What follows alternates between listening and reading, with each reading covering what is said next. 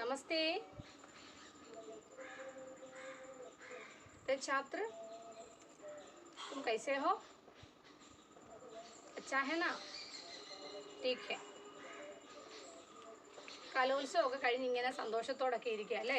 കലോത്സവത്തിൽ എല്ലാവരും ഓരോ പ്രോഗ്രാമുകളൊക്കെ അവതരിപ്പിച്ചിരുന്നു അല്ലേ? നമ്മളിലുള്ള കഴിവുകളൊക്കെ പുറത്തു വന്നു. എല്ലാവരും മിടുക്കന്മാരും മിടുക്കികളുമാണ് അല്ലേ? നന്നായിട്ട് പ്രസൻറ്റ് ചെയ്തിട്ടുണ്ട് എല്ലാവരും. എല്ലാവർക്കും അഭിനന്ദനങ്ങൾ.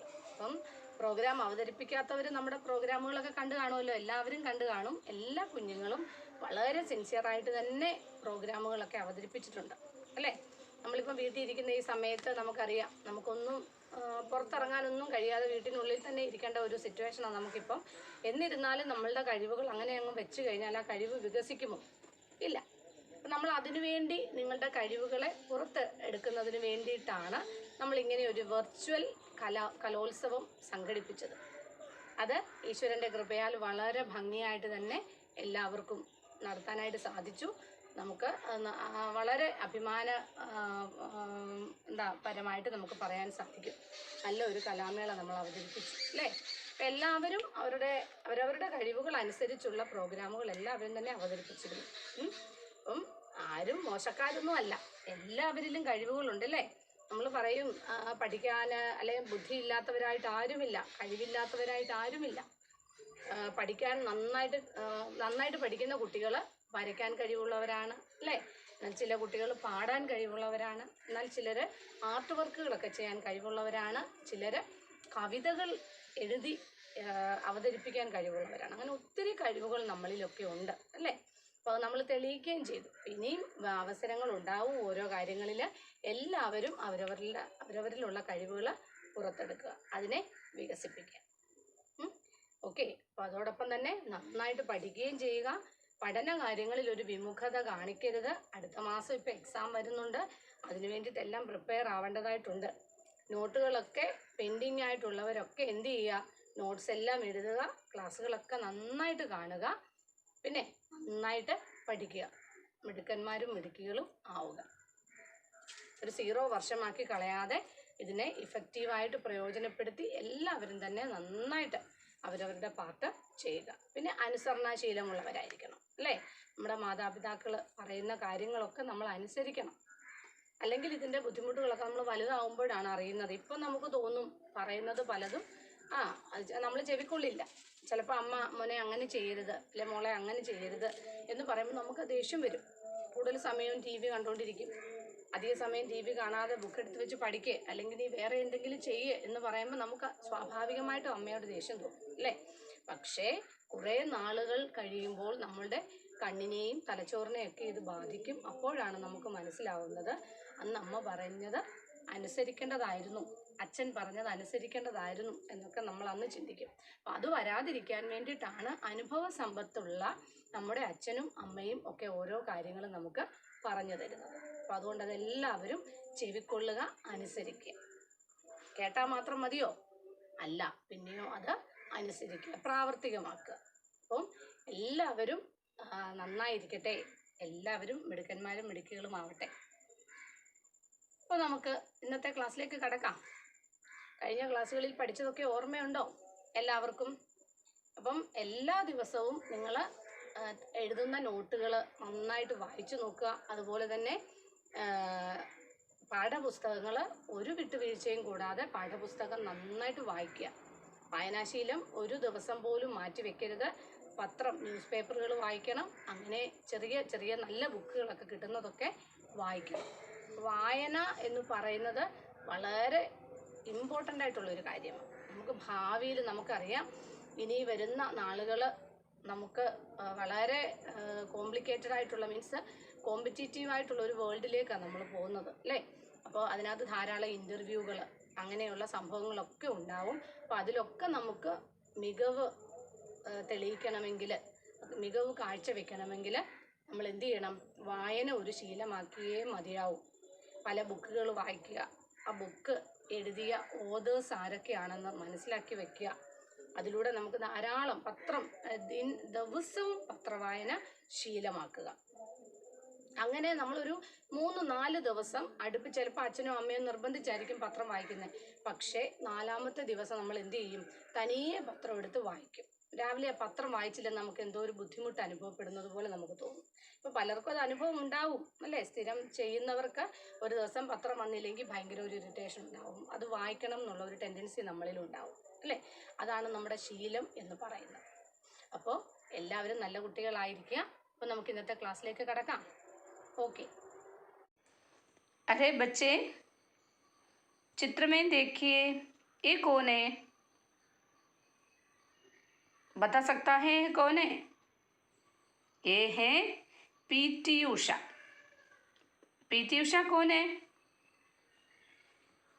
बताओ ना। पीटी उषा, हाँ, एक विख्यात അത്ലറ്റ് है അല്ലേ? നമുക്കറിയാം പി ടി ഉഷ ആരാണ്? ഒരു അത്ലറ്റാണ് അല്ലേ? ഒരു മികച്ച ഫേമസ് ആയ അത്ലറ്റാണ് പി ടി ഉഷ. उसके हाथ में क्या है? उसके हाथ में സുവർണ പതക് है. സുവർണ പതക് है. ധാരാളം പതക്കങ്ങളും അവാർഡുകളും ഒക്കെ നേടിയിട്ടുള്ള ഒരു വലിയ അത്ലറ്റാണ് ആരെന്ന് പറയുന്നത്? P T Usha. P T Usha पति केटिटिल्ले? हाँ, आज की कक्षा में हमें पी टी उषा के बारे में पढ़ना है.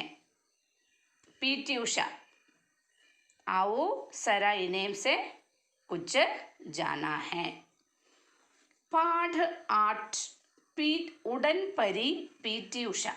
उड़न परी क्या है? उड़न परी പറക്കുന്ന, ഉടന എന്ന് പറഞ്ഞാൽ എന്താ? പറക്കുക അല്ലേ? ഉടൻ പരി. പരി മീൻസ് ഏഞ്ചൽ.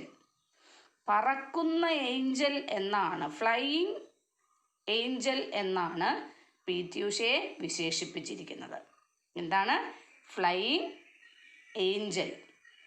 പറക്കുകയാണ്, ഓടുകയല്ല പി ടി ഉഷ ചെയ്യുന്നത്. പിന്നെയോ പറക്കുകയാണ്. അത്രയ്ക്ക്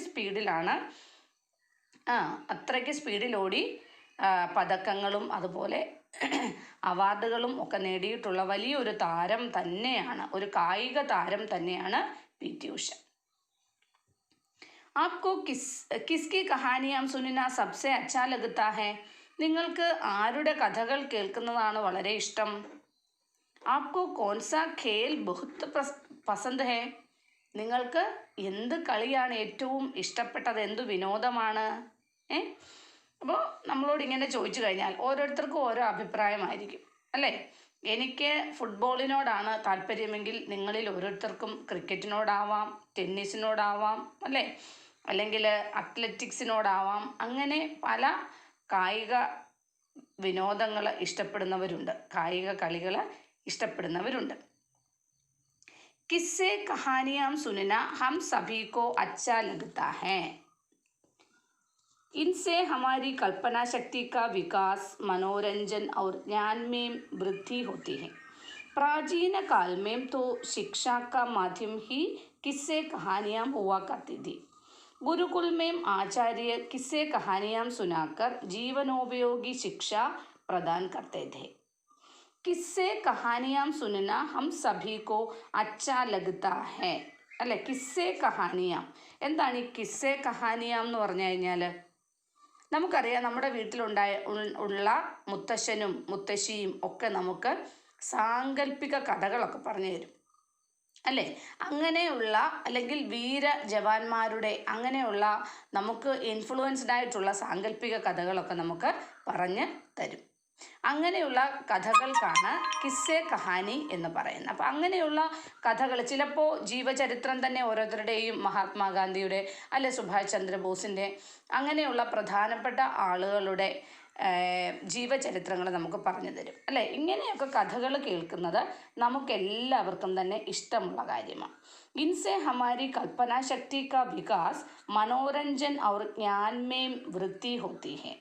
ഈ കഥകളിലൂടെ നമ്മുടെ കൽപ്പനാശക്തി കാ വികാസ്, നമ്മുടെ ചിന്താശക്തി ഡെവലപ്പ് ചെയ്യുന്നു. അതുപോലെ മനോരഞ്ജൻ എന്ന് പറഞ്ഞാൽ എന്താ? നമുക്കിതൊക്കെ കേൾക്കുന്നത് മനസ്സിനൊരു സന്തോഷം അല്ലേ? ഒരു മാനസിക ഉല്ലാസം തരുന്നു. ഔർ ജ്ഞാൻ മേം വൃത്തി ഹോത്തി ഹേ. ജ്ഞാൻ കണ്ടോ? ജ്ഞാൻ എന്നോ ജ്ഞാൻ എന്നോ ഇത് വായിക്കാം. നമ്മുടെ അറിവിൽ സമൃദ്ധി ഉണ്ടാകുന്നു, അറിവ് വർദ്ധിക്കുകയും ചെയ്യുന്നു അല്ലേ. പ്രാചീന കാൽമേം തോ ശിക്ഷാ കാ മാധ്യം ഹി കിസ്സെ കഹാനിയാം ഹുവ കർത്തി തി. വളരെ പഴയ കാലം മുതൽക്ക് തന്നെ ഈ സാങ്കല്പിക കഥകൾക്കൊക്കെ വലിയ പ്രാധാന്യമുണ്ടായിരുന്നു. गुरुकुल में आचार्य किस्से कहानियाँ सुनाकर जीवनोपयोगी शिक्षा प्रदान करते थे. ഗുരുകുൽമേ നമുക്കറിയാം പുരാതന കാലത്ത് എന്താണ് ഗുരുകുല വിദ്യാഭ്യാസമായിരുന്നു. എന്താ ഗുരുകുല വിദ്യാഭ്യാസം എന്ന് പറയുന്നത്? ഗുരുവിൻ്റെ വീട്ടിൽ ആശ്രമത്തിൽ കഴിഞ്ഞുകൊണ്ട് വിദ്യ അഭ്യസിക്കുന്നതിനെയാണ് ഗുരുകുല വിദ്യാഭ്യാസം എന്ന് പറയുന്നത്. അന്ന് മുതൽക്കേ ഇങ്ങനെയുള്ള കഥകൾ ധാരാളം പ്രചരിപ്പിച്ചിരുന്നു. അതെന്തിനു വേണ്ടിയാണ്? കുട്ടികളുടെ അറിവ് വർദ്ധിപ്പിക്കാനും അതുപോലെ തന്നെ അവരുടെ ചിന്താശക്തിയെ ഉണർത്താനും ഒക്കെ ആയിട്ട്. നമുക്കറിയാം സ്വാമി വിവേകാനന്ദൻ്റെ കഥകളൊക്കെ കേട്ടിട്ട് നമുക്ക് അതിൽ തന്നെ നമ്മൾ ഇൻഫ്ലുവൻസ്ഡ് ആയിട്ടുണ്ട്. നമുക്ക് അതിൽ നിന്ന് പല പ്രേരണകളും നമുക്ക് ലഭിച്ചിട്ടുണ്ട് അല്ലേ. അപ്പോൾ അങ്ങനെ കുട്ടികളായ നമ്മുടെ മനസ്സിലേക്ക് അറിവ് പകരാനും അതുപോലെ തന്നെ ചിന്താശക്തിയെ ഉണർത്താനും വേണ്ടിയാണ് ഇങ്ങനെയുള്ള കഥകളൊക്കെ പഠിപ്പിക്കുന്നത്. ആജ് കെ ഇസ് ദൗർ മേം ഭി दादा दादी नाना नानी या घर के बड़े बुजुर्ग कहानियाँ सुनाते हैं. कभी राजा रानी की, कभी पंचतंत्र की और कभी परियों की. इनमें से परियों की किस्से कहानियाँ किस्से बच्चों के मन को भाते हैं. सोन परी, लाल परी, सुनहली परी, न जाने कितनी परियां हैं, परंतु एक काल्पनिक परियां हैं. आज के इस दौर में भी दादा दादी അച്ഛൻ്റെ അച്ഛനും അമ്മയും, അതായത് grand mother and grand father അല്ലേ, നാനാ നാനി അമ്മയുടെ അച്ഛനും അമ്മയുടെ അമ്മയും, യ ഘർ കെ ബഡേ ബുജുർഗ് കഹാനിയാം സുനാത്തെ ഹെ, അല്ലെങ്കിൽ നമ്മുടെ വീട്ടിലുള്ള മുതിർന്നവരായിട്ടുള്ള അറിവുള്ള ആളുകൾ നമ്മളെ കഥകളൊക്കെ നമുക്ക് പറഞ്ഞു തരുമായിരുന്നു. കഭി രാജ റാണിക്ക്, ചിലപ്പോൾ എന്തിൻ്റെ കഥയായിരിക്കും പറഞ്ഞു തരുന്നത്? രാജാവിൻ്റെ റാണിയുടെയും കഥയായിരിക്കും. കഭി പഞ്ചതന്ത്രക്ക്, ചിലപ്പോൾ പഞ്ചതന്ത്രം കഥകളായിരിക്കും. നമ്മൾ വായിച്ചിട്ടുണ്ട് അല്ലേ ധാരാളം കഥകൾ. അവർ കഭി പരിയോം കി, എന്നാൽ ചിലപ്പോഴൊക്കെയോ പരിയോം, പരി മീൻസ് ഏഞ്ചൽ, മാലാഖമാരുടെ കഥകളായിരിക്കും പറഞ്ഞു തരുന്നത്. ഇൻമേസെ പരിയോം കെ കിസ്സെ ബച്ചോം കെ മൻ കോ ഭാത്തെ ഹെ. ഭാന എന്ന് പറഞ്ഞാൽ എന്താ? വളരെയധികം ഇഷ്ടപ്പെടുക. അപ്പം പല സൈസിലുള്ള പലതരത്തിലുള്ള കഥകളൊക്കെ പറഞ്ഞു തരുന്നെങ്കിലും നമുക്ക് ആരുടെ കഥകളാണ് ഏറ്റവും കുട്ടികളുടെ മനസ്സിൽ സ്ഥാനം പിടിക്കുന്നത്? പരിയോം കി അല്ലേ, മാലാഖമാരുടെ കഥകൾ. സോൻപരി അല്ലേ, ഗോൾഡൻ മാലാഖയുണ്ട്. ലാൽപരി റെഡ് കളറിലുള്ള മാലാഖയുണ്ട്. സുൻഹലി ഗോൾഡൻ, അതായത് എന്താണ്, സുവർണ നിറത്തിലുള്ള മാലാഖയുണ്ട്. ന ജാനെ കിത്തനി പരിയാം ഹേ, നമുക്കറിഞ്ഞുകൂടാ ഏതെല്ലാം തരത്തിലുള്ള മാലാഖമാരുടെ കഥകളാണ് പറഞ്ഞു തരുന്നത്. പരന്തു ഏ കാൽപ്പനിക് പരിയാം ഹേ, എന്നാൽ ഇതൊക്കെ എന്താണ്? സാങ്കല്പിക കഥാപാത്രങ്ങളാണ് അല്ലേ, സാങ്കല്പികമായിട്ടുള്ള കഥാപാത്രങ്ങളാണ് ഇവയൊക്കെ. ദെൻ ഹാം ഇൻ സബ്സെ അലഗ് ഏക് പരി ഹേ ഉഡൻ പരി. ഇതിലൊക്കെ വ്യത്യസ്തമായ ഒരു മാലാഖയാണ് उड़न परी, परकुम मालाख. उड़न परी का नाम सुनते ही हमारे नज़रों के सामने पीटी उषा का चित्र उभर कर आ जाता है. ഉടൻ പരി എന്ന പേര് കേൾക്കുമ്പോൾ നമ്മുടെ മുമ്പിൽ ആരുടെ ചിത്രമാണ് തെളിഞ്ഞു വരുന്നത്? പി.ടി. ഉഷയുടെ ചിത്രമാണ് തെളിഞ്ഞു വരുന്നത്. 20 मई 1964 को देश के सबसे हरे भरे और साक्षर प्रदेश केरल के कोशिकोड के जिले के पयोली गांव में उषा का जन्म हुआ. दक्षिण भारत की परंपरा के अनुसार उनका पूरा नाम पिलावुल्लकंडी टेक्के परंबिल उषा रखा गया. बचपन से ही खेल के प्रति उनका विशेष रुझान था. 20 मई 1964 को देश के सबसे हरे भरे और साक्षर प्रदेश കേരൾ കെ കോഴിക്കോട്, കണ്ടോ കോഴിക്കോട് എന്ന് എഴുതിയിരിക്കുന്നത്, കോഴിക്കോടല്ല, ഴ എന്നൊരക്ഷരം ഹിന്ദിയിലില്ല, അതുകൊണ്ട് ആ സ്ഥാനത്ത് നമുക്ക് ഷ ഉപയോഗിക്കാം അല്ലെങ്കിൽ ഝ ഉപയോഗിക്കാം. കണ്ടോ, കോഴിക്കോട് ജില്ലയ്ക്ക് പയ്യോളി ഗാവുമേ ഉഷാക്ക ജന്മ ഹുവ. എന്നാണ് ഉഷ ജനിച്ചത്? എവിടെയാണ് ജനിച്ചത്? സാക്ഷര, അതായത് വളരെ ഗ്രീനറി നിറഞ്ഞ സാക്ഷര പ്രദേശമായ കേരളത്തിലെ കോഴിക്കോട് ജില്ലയിലെ പയ്യോളി എന്ന ഗ്രാമത്തിൽ 1964 മെയ് 20 പി ടി ഉഷയുടെ ജനനം. അപ്പോൾ പി ടി ഉഷ का जन्म कब और कहाँ हुआ था? पी टी उषा का जन्म 20 मई 1964 को कोझिकोड जिले के पय्योली गांव में हुआ था. कहाँ हुआ था? कोझिकोड जिले के पय्योली गांव में 20 मई 1964 को हुआ था. दक्षिण भारत की परंपरा के अनुसार उनका पूरा नाम പിലാവുള്ള കണ്ടി തെക്കേ പറമ്പിൽ ഉഷ രഖാ ഗയ. കണ്ടോ, ദക്ഷിണ, അതായത് നമുക്ക് സൗത്ത് ഇന്ത്യയിലെ പരമ്പര അനുസരിച്ച് നമുക്കറിയാം നമ്മുടെയൊക്കെ പേരിൻ്റെ കൂടെ ഓരോ ഇനീഷ്യലുണ്ട്. വെറും പേര് മാത്രമല്ല പറയാറുള്ളത് അല്ലേ. എൻ്റെ പേര് ഇപ്പോൾ രേണുക KP എന്നാണ് അല്ലേ. ആ കെയും പിയും നമ്മുടെ അഡ്രസ്സും അതുപോലെ അച്ഛൻ്റെ പേരോ അല്ലെങ്കിൽ അമ്മൂമ്മയുടെ പേരോ അതിൻ്റെയൊക്കെ ഫസ്റ്റ് ലെറ്റർ ആയിരിക്കും നമ്മൾ കൊടുക്കുന്നത് അല്ലേ. അപ്പം നമ്മുടെ സൗത്ത് ഇന്ത്യയിലെ പരമ്പര അനുസരിച്ച് അവരുടെ അല്ലെങ്കിൽ ഈ പി ടി ഉഷയുടെ പൂർണ്ണമായ നാമം എന്താണ്? പി ടി ഉഷ എന്നാ അല്ലേ.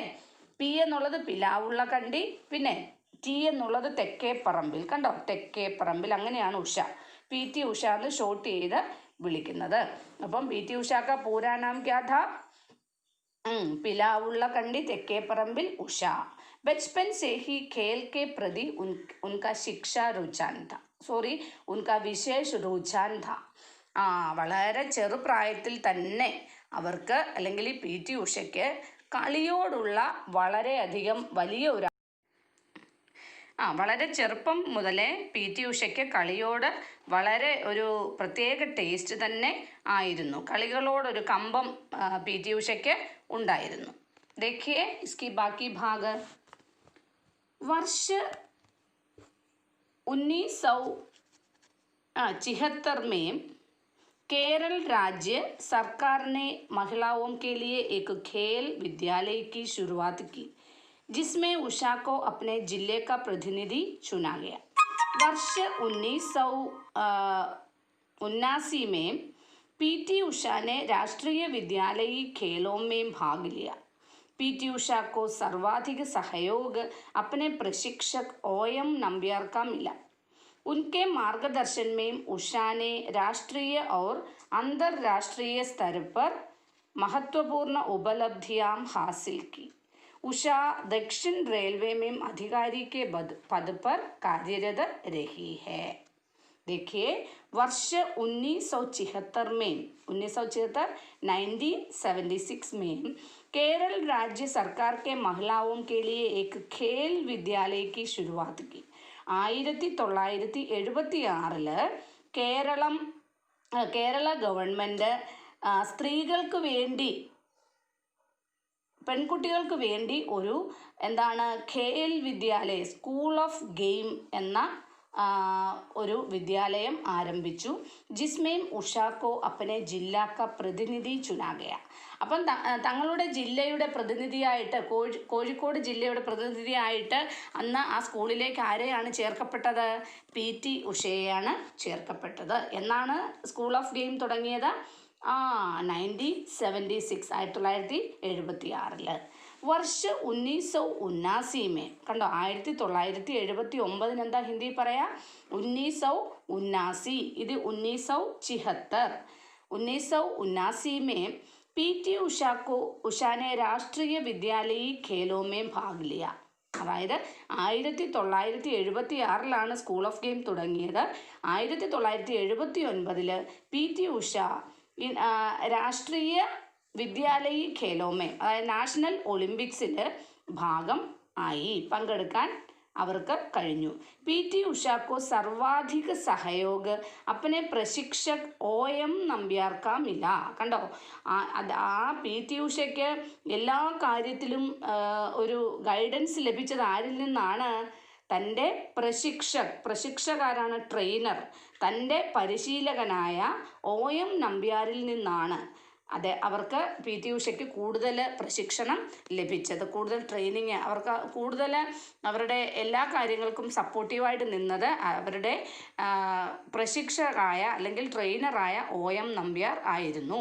അപ്പോൾ പി ടി ഉഷ കാ പ്രശിക്ഷക് കോൻ ഥേ? OM नंबियार थे। OM नंबियार कौन थे? OM नंबियार PT उषा के प्रशिक्षक थे। PT उषा कहाँ और कब और कहाँ PT उषा का जन्म हुआ? PT उषा का जन्म कोझिकोड जिले के पय्योली गांव में 20 मई 1976 को हुआ था। PT उषा का पूरा नाम क्या है? PT उषा का पूरा नाम തെക്കേപ്പറമ്പിൽ पिलावुल्लकंडी തെക്കേപ്പറമ്പിൽ उषा है। तो PT उषा का पूरा नाम क्या है? PT उषा का पूरा नाम पिलावुल्लकंडी തെക്കേപ്പറമ്പിൽ उषा है। उनका जन्म कोझिकोड जिले के पय्योली गांव में 20 मई 1976 में हुआ था। किस वर्ष उषा ने राष्ट्रीय विद्यालयी खेलों में भाग लिया? ഏതു വർഷമാണ് ഉഷ രാഷ്ട്രീയ വിദ്യാലയി നാഷണൽ ഒളിമ്പിക്സിൽ പങ്കെടുത്തത്? 1979 में। PT उषा का प्रशिक्षक कौन थे? PT उषा का प्रशिक्षक OM नंबियार थे। समझा? उनके मार्गदर्शन में उषा ने राष्ट्रीय और अंतर्राष्ट्रीय स्तर पर महत्वपूर्ण उपलब्धियां हासिल की। അതായത് OM നമ്പ്യാറുടെ മാർഗനിർദ്ദേശം അനുസരിച്ച് PT ഉഷ നാഷണൽ और ഇൻ്റർനാഷണൽ ദേശീയവും അന്തർദേശീയവുമായ പല ഗെയിമുകളിലും അവർക്ക് പങ്കെടുക്കാൻ സാധിച്ചു. ധാരാളം സമ്മാനങ്ങളും അവർ നേടിയെടുത്തു. ഉഷ ദക്ഷിൺ റെയിൽവേ മേം അധികാരി കെ പദ പർ കാര്യരത് രഹി ഹെ. പിന്നീട് ഉഷ പല അവാർഡുകളും നേടിയെടുത്ത PT ഉഷ ലാസ്റ്റിൽ സൗത്ത് റെയിൽവേയിൽ അവർ ജോലി നോക്കുകയും ഉണ്ടായി. സതേൺ റെയിൽവേയിൽ അവർ ജോലി നോക്കുകയും ഉണ്ടായി. കണ്ടില്ലേ PT ഉഷ നിൽക്കുന്നത്? PT ഉഷയുടെ കോച്ചാണിത്. ആരാണ്? OM നമ്പ്യാർ. പിന്നെ അവരുടെ മറ്റ് അധ്യാപകരും അവരുടെ ഇപ്പോൾ അവരുടെ സ്കൂൾ നടത്തുന്നുണ്ട്. അതൊക്കെ നമുക്ക് ബാക്കി ഭാഗത്ത് പഠിക്കാം. അപ്പോൾ ഇന്നത്തെ ക്ലാസ്സിൽ പഠിച്ച PT ഉഷയെ പറ്റിയുള്ള ഏകദേശം ധാരണയൊക്കെ ഉണ്ട് അല്ലേ? PT ഉഷ 1964 മെയ് 20 കോഴിക്കോട് ജില്ലയിലെ പയ്യോളി ഗ്രാമത്തിലാണ് ജനിച്ചത്. അതുപോലെ അവരുടെ പൂർണ്ണമായ പേര് പിലാവുള്ളകണ്ടി തെക്കേപ്പറമ്പിൽ ഉഷ എന്നാണ്. അവർ 1979 നാഷണൽ ഗെയിംസിൽ ആദ്യമായി പങ്കെടുക്കുന്നത്. അവരുടെ ട്രെയിനർ അല്ലെങ്കിൽ അവരുടെ കോച്ച് ആരാണ്? OM നമ്പ്യാറാണ്. അതുപോലെ തന്നെ പല ഉപലബ്ധികളും നേടിയ PT ഉഷ എന്ത് ചെയ്തു? ലാസ്റ്റിൽ ഇന്ത്യൻ റെയിൽവേയിൽ ജോലി നോക്കുക ഉണ്ടായി. അപ്പം നമുക്ക് ഇതുമായിട്ട് ബന്ധപ്പെട്ട മീനിങ്സ് ഒക്കെ ഒന്ന് നോക്കാം. ഉടൻപരി എന്ന് പറഞ്ഞാൽ ഫ്ലൈയിങ് ഫെയറി. പ്രശിക്ഷൺ ട്രെയിനിങ്, പ്രശിക്ഷൺ ട്രെയിനർ. കാര്യരത വർക്കിംഗ്. കണ്ടോ? അപ്പോൾ ഈ 4 വേർഡ് മീനിങ് ഈ ഭാഗത്തുനിന്ന് എഴുതുക. പിന്നെ ഇത്രയും 4 വേർഡ് മീനിങ് നമ്മൾ ഇത്രയും പഠിച്ച ഭാഗത്തുനിന്നുണ്ട് കേട്ടോ. അപ്പോൾ ഈ 4 വേർഡ് മീനിങ് നിങ്ങൾ എഴുതുക. അതുപോലെ PT ഉഷ കിസ് നാം സെ ജാനി ജാത്തി ഹേ? സഹി വികൽപ്പ് ചുനിയേ. ഏത് പേരിലാണ് PT ഉഷ അറിയപ്പെടുന്നത്? ഉടൻപരി. OM നമ്പ്യാർ കോൻ ഥേ? OM നമ്പ്യാർ ആരാണ്? PT ഉഷയ്ക്ക് പ്രശിക്ഷക്, PT ഉഷയുടെ ട്രെയിനർ. പിന്നെ ആ 2 ക്വസ്റ്റ്യൻ ആൻസറേ ഉള്ളൂ നമ്മൾ പഠിച്ച ഭാഗത്തുനിന്ന്. അപ്പം ഇത് നിങ്ങൾ എഴുതുക. ഈ 2 ഷോർട്ട് ആൻസറും ഈ 4 വേർഡ് മീനിങ്ങും നിങ്ങളുടെ നോട്ട് ബുക്കിൽ എഴുതി വെക്കുക. പുതിയ പാഠം എഴുതിയിട്ട് പിന്നെ ഇന്ന് പഠിപ്പിച്ച ഇത്രയും ഭാഗം, അതായത് നമ്മൾ ഇവിടെ വരെ നമ്മൾ ഇന്ന് പഠിച്ചിട്ടുണ്ട്. അപ്പോൾ ഇന്ന് പഠിച്ച ഇത്രയും ഭാഗം നിങ്ങൾ ടെക്സ്റ്റ് നന്നായിട്ട് വായിക്കുന്നത് ഒരു വോയിസ് ക്ലിപ്പ് ഇട്ട് എനിക്ക് തരണം.